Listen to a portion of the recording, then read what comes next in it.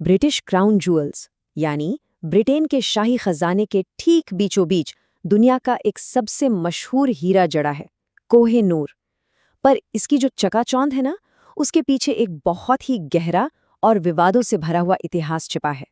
तो सवाल यही उठता है कि भारत की जमीन से निकला ये हीरा आखिरकार ब्रिटिश ताज की शान कैसे बन गया। आइए आज इसी ऐतिहासिक पहेली की परतों को एक एक करके खोलते हैं। चलिए शुरुआत एक ऐसी बात से करते हैं जो आपको हैरान कर देगी। जब ये हीरा मिला था तब इसका वजन करीब करीब 793 कैरेट था, लेकिन आज ये सिर्फ 105.6 कैरेट का है।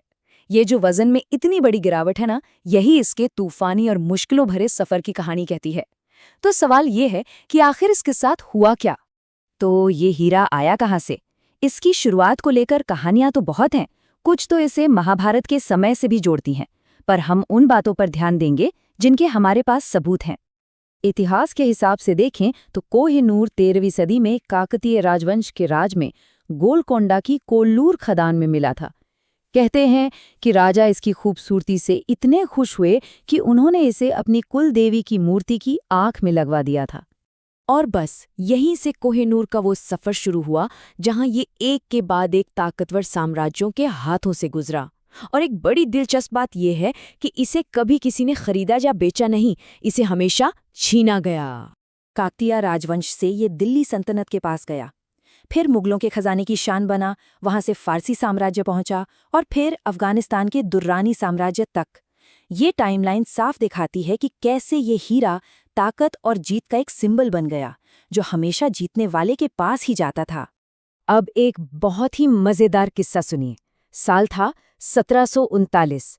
फारस के शासक नादिर शाह ने दिल्ली पर हमला किया। उसे कहीं से खबर मिली कि मुगल बादशाह मोहम्मद शाह रंगीला कोह-ए-नूर को अपनी पगड़ी में छिपाकर रखते हैं। तो नादिर शाह ने एक चाल चली। उसने जीत के जश्न में पगड़ी बदलने की रस्म का प्रस्ताव रखा और बस इसी चालाकी से उसने वो बेशकीमती हीरा हासिल कर लिया। कहते हैं कि जैसे ही वो हीरा नादिर शाह के हाथ में आया, उसकी चमक देखकर उसके मुंह से निकला कोह-ए-नूर, फारसी में जिसका मतलब होता है रोशनी का पहाड़। और बस यहीं से इस हीरे को अपना ये मशहूर नाम मिला। और इसी समय के आसपास इसके साथ एक श्राप की कहानी भी जुड़ गई। एक मान्यता बन गई कि जो भी मर्द शासक इसे अपने पास रखेगा, उसका सब कुछ तबाह हो जाएगा।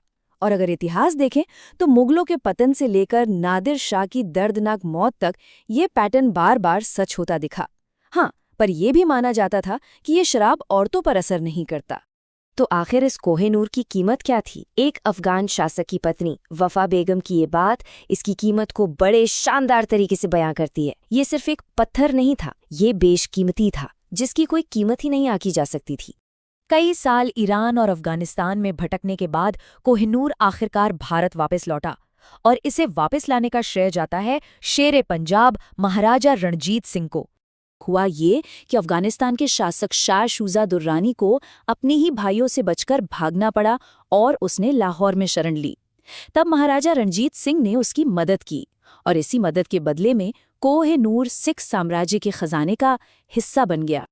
लेकिन कोह-ए-नूर ज्यादा वक्त तक सिख साम्राज्य में भी नहीं टिका। महाराजा रणजीत सिंह की मौत के बाद पूरा साम्राज्य साजिशों और आपसी लड़ाइयों में फंस गया। अंग्रेजों ने इसी कमजोरी का पूरा फायदा उठाया। एंग्लो सिख युद्धों में सिख सेना हार गई और 1849 में हुई लाहौर की संधि। इस संधि के तहत सिर्फ 10 साल के छोटे से महाराजा दलीप सिंह को कोह-ए-नूर महारानी विक्टोरिया को सौंपने पर मजबूर कर दिया गया। और इस तरह कोह-ए-नूर ब्रिटेन पहुंचा, लेकिन वहां उसका स्वागत कुछ वैसा नहीं हुआ जैसी उम्मीद थी, और इसी वजह से इस हीरे का रूप हमेशा हमेशा के लिए बदल गया।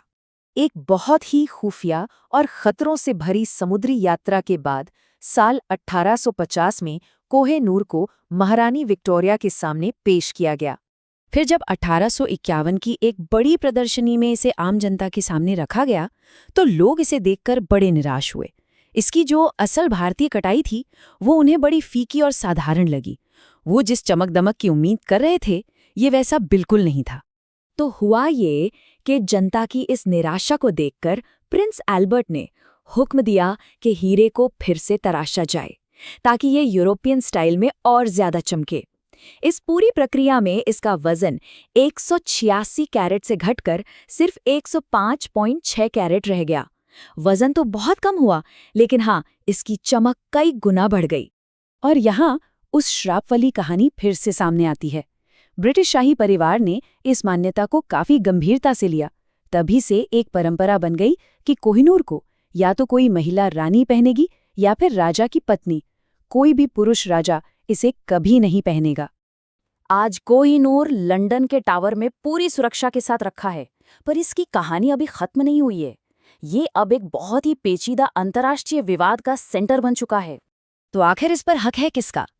ब्रिटेन के अलावा कम से कम 4 और देश हैं जो इसे अपना मानते हैं।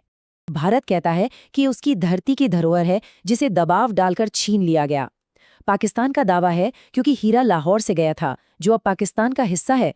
अफगानिस्तान और ईरान भी अपने अपने ऐतिहासिक कनेक्शन के आधार पर इस पर दावा करते हैं।